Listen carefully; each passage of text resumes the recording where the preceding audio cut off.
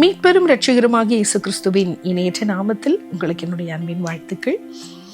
பிரியமானவர்களே, இந்த நாளிலும் யோவான் சுவிசேஷம் 11ஆம் அதிகாரம் 33ஆம் வசனத்திலிருந்து 35ஆம் வசனம் வரைக்கும் நம்ம தியானிக்க போகிறோம். 32வது வசனத்தை நான் சேர்ந்து வாசிக்கிறேன். இயேசு இருந்த இடத்தில் மரியாள் வந்து அவரை கண்டவுடனே அவர் பாதத்தில் விழுந்து, ஆண்டவரே, நீர் இங்கே இருந்தீரானால் என் சகோதரன் மரிக்க மாட்டான் என்றாள். அவள் அழுகிறதையும் அவளோட கூட வந்த யூதர்கள் அழுகிறதையும் இயேசு கண்டபோது ஆவியில் கலங்கி துயரமடைந்து அவனை எங்கே வைத்தீர்கள் என்றார். ஆண்டவரே, வந்து பாரும் என்றார்கள். இயேசு கண்ணீர் விட்டார். எனக்கு பிரியமான தேவ பிள்ளைகளே, இந்த நாளிலும் நம்ம ஒரு முக்கியமான ஒரு காரியத்தை குறித்து நம்ம தியானிக்க போகிறோம்.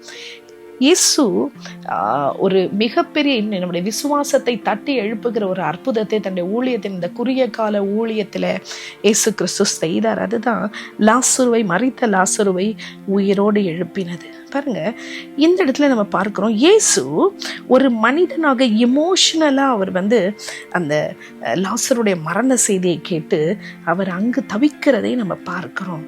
இயேசு கிறிஸ்துவினுடைய ஒரு மனித தன்மை, மானிடனாக இந்த உலகத்துல பிறந்தார் என்பதை 100% நமக்கு உணர்த்துகிற ஒரு சம்பவம் தான் இங்கு நடந்தது.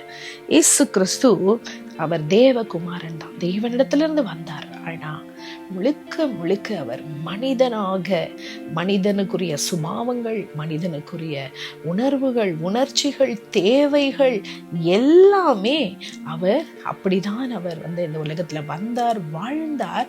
ஆனா அதன் மத்தியிலும் அவருடைய வாழ்க்கை எப்படி முடித்தார் என்பது நமக்கு மிக மிக முக்கியமானதாய் நாம் பார்க்க வேண்டியது.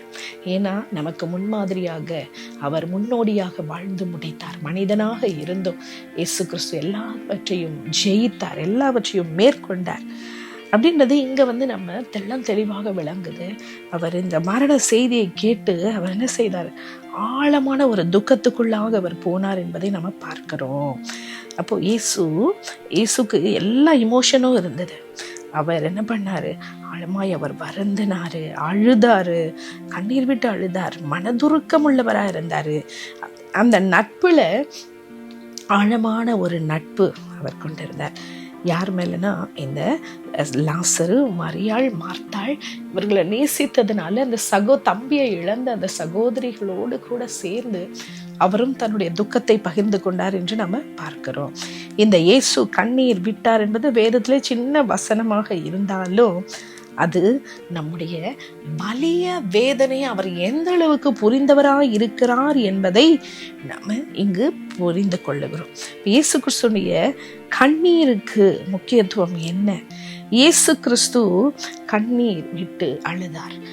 அவரோடு கூட நெருங்கின நண்பர்களாக இருந்த மார்த்தாள், மரியாளுடைய வேதனையை அவர் புரிந்து கொண்டார். நம்முடைய வாழ்க்கையிலும் கூட நாம கடந்து போகிற பாதையை, நம்முடைய மனதின் துக்கத்தை, வேதனையை, நம்முடைய கண்ணீரை அறிந்த தேவன், நம்மை நேசிக்கிறவர், அவர் நம்மை பராமரிக்கிறவர், அவர் நம்மை புரிந்து கொள்ளுகிற ஒரு கிறிஸ்து நம்மோடு கூட உண்டு. அன்றைக்கு மார்த்தாள் மரியாளோடு கூட சேர்ந்து அந்த துக்கத்துல பங்கு கொண்ட தேவன் இன்றைக்கும் நம்முடைய கண்ணீரை பார்க்கிற தேவன். மீட்பர் உயிரோடு இருக்கிறார் என்பதை நம்ம மறந்துடக்கூடாது. நாம் கடந்து போகிற ஒவ்வொரு அனுபவங்கள், போராட்டங்கள், பிரச்சனைகள், வேதனைகளின் மத்தியில இயேசு எப்படி அதை ஜெயித்தாரோ அதே போல நாமும் அவரை முன்மாதிரியாக வைத்து நாம் அதை ஜெயிக்கிறவர்களாக நாம் இருக்க வேண்டும்.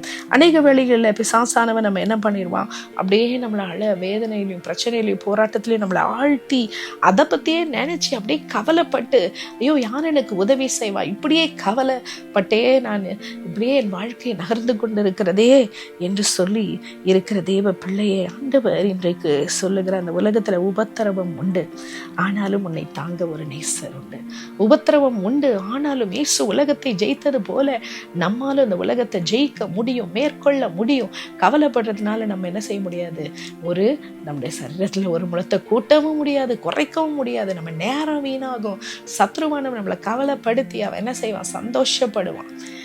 நம்ம என்ன செய்யணும்? ஆண்டவரே, கர்த்தர் மேல் பாரத்தை வைத்து விடு, அவர் உன்னை ஆதரிப்பார், நீதிமானை ஒருபோதும் தள்ளாட விட மாட்டார் என்று வேதம் சொல்லுகிறபடி நம்ம என்ன செய்யணும்? கர்த்தர் மேல நம்ம பாரத்தை வைக்கணும். வருத்தப்பட்டு பாரம் சுமக்கிறவர்களை எல்லாரும் என்னிடத்தில் வாருங்கள், நான் உங்களுக்கு இளைப்பாறுதல் தருவேன் என்று சொன்ன வேத வசனத்தின்படி நம்ம இளைப்பாறுதல் தருகிற இயேசுவை நோக்கி பாரங்கள் பிரச்சனைகளோட பாதத்துல வைக்கும் போது கர்த்தர் நம்முடைய பாரத்தை அவர் நீக்குகிற தேவனாக இருக்கிறார், ஆறுதல் படுத்துகிற தேவனாக இருக்கிறார். அந்த ஆறுதலின் தேவனின் கரத்துல நம்மை அர்ப்பணித்து ஜெபிப்போமா? எங்கள் அன்பின் தெய்வமே, மார்த்தாள் மரியாளோடு சேர்ந்து நீர் வேதனைப்பட்டீர், கண்ணீர் விட்டீர். ஆண்டவரே, இருதயத்தை புரிந்து கொண்ட உம்முடைய அன்பு எவ்வளவு பெரியதப்பா. அப்பா, மன துருக்கமுள்ள தேவன் என்பதை நாங்கள் அறிகிறோம் சுவாமி.